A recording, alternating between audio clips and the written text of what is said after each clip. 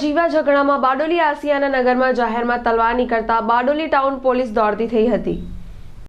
Bardoli town police મથકના Gandhi road ઉપર આવેલા આસિયાના નગરમાં ભારત બેકરીના પાછળ રહેતા સાજિદ અને નઈમ બે ભાઈઓના નજીવા ઝઘડામાં જાકીર રાયન સાજિદના ઘરની બહાર રાતના જઈ દરવાજો ખોલવા જોરમાં બૂમો પાડી દરવાજો ખખડાવી બૂમ પાડી હતી, જે બૂમ પાડવાથી સાજિદની દીકરી ગભરાઈ ગઈ હતી। જે ઝઘડા મામલે બંને ભાઈઓ વચ્ચે બોલાચાલી બાદ મામલો જાન લેવા સુધી પહોંચી ગયો હતો, જેમાં સાજિદે પોતાના ઘરમાંથી તલવાર કાઢી હતી અને સોસાયટીમાં બહાર જાહેરમાં તલવાર લઈ નીકળી ગયો હતો। જ્યારે ઉભેલ લોકોમાંથી એક ઈસમે સાજિદના હાથમાંથી તલવાર લઈ લીધી હતી, જે બાદ સાજિદ અને જાકીર બંને હાથોથી લડવાનું શરૂ કર્યું હતું। હવે બારડોલીમાં પણ તલવાર અને ચપ્પુ જેવી ઘાતક હથિયારોથી વાર કરવો એ સામાન્ય થઈ ગયું છે।